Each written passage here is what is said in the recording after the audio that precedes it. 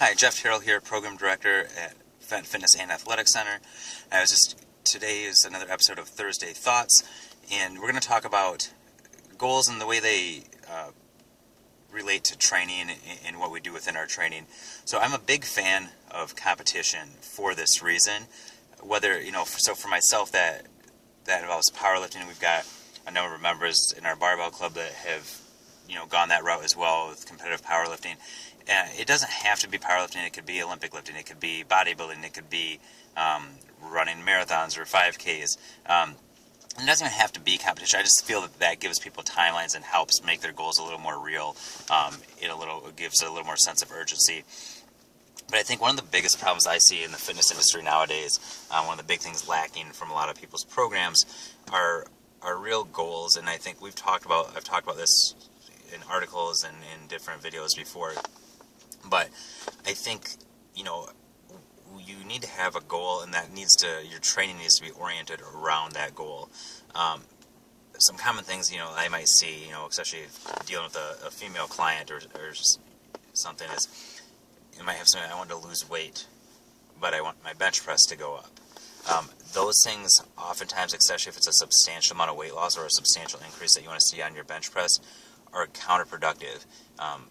By and large, across the board, the heavier you are, most cases, the heavier you're going to be able to, the more weight you're going to be able to bench press, the more weight you're going to be able to squat, and up to a certain point, probably the more weight you'll be able to deadlift. So losing a substantial amount of weight, if that's a goal, while also having a goal of substantially increasing your bench press strength, for example, those goals are competing goals. So I always encourage those individuals to really prioritize what really matters to you, which one do you want to accomplish most, because it's oftentimes unlikely to do both simultaneously. And I think so often, in the fitness industry, with all the different training modalities out there, with all the different physical feats that you can accomplish, whether it's strength, conditioning, power, everybody, they want to do everything in their workout. And eventually what ends up happening is you just stay mediocre at everything. You never really get good at anything. A good example that we've got our FFAC Strong Challenge to Benefit Adopt a Pet going on in the gym right now. And basically they have 12 weeks to complete 6 events, 2 weeks to do each individual event with 1 week notice. And our first challenge is doing sprints on the assault bike. And just in that 2 weeks, how many times people are getting on the bike and reattempting and retrying, and how much improvement many people are able to see just with that 2 weeks of real dedication to improving their power output on the bike. And that's just an example of the type of accomplishment that can be seen over the course of 2, 3, 4 months, a year, a decade. Depending on the goal, it might change the duration of time it takes you to commit to that goal and to dedicate yourself to that goal. But the point is, if you have that clearly defined goal, and pick one or two, don't have 20 different goals. You can't get good at a bunch of things at once. It's not going to happen. Nobody's ever become great at anything. Muhammad Ali did not say, I want to be a good basketball player and a boxer and a football player. I want to be the best boxer of all time. Now you can debate whether or not that ever happened, but he dedicated himself to that craft. And I think the same is true of pretty much all the greats. Dan Gable in wrestling, Michael Jordan in basketball. We saw what happened when we tried to play baseball. If you want to be great at something, you need to dedicate yourself to that one task.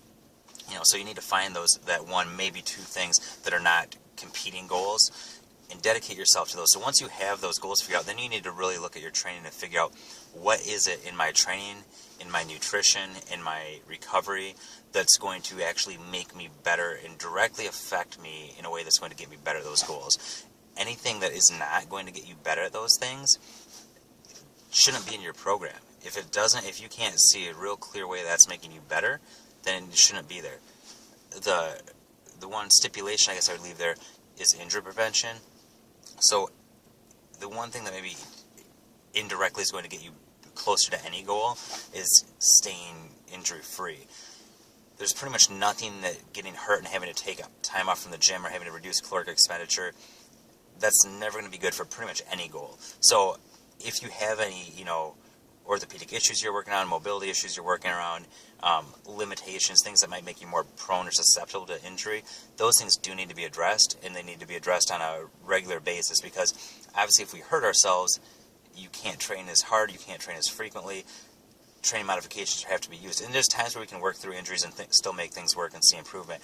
But if we're having to do it on a regular basis or take a substantial amount of time off, we're definitely not going to get closer to our goals. So wrapping up, set a goal, pick activities that are going to directly get you closer to that goal, attack it aggressively for whatever period of time you deem necessary to reach that goal, and then eliminate all the fluff and all the things that are not going to get you there, and make sure to address, the nutritional needs and sleep recovery needs that will also help get you there.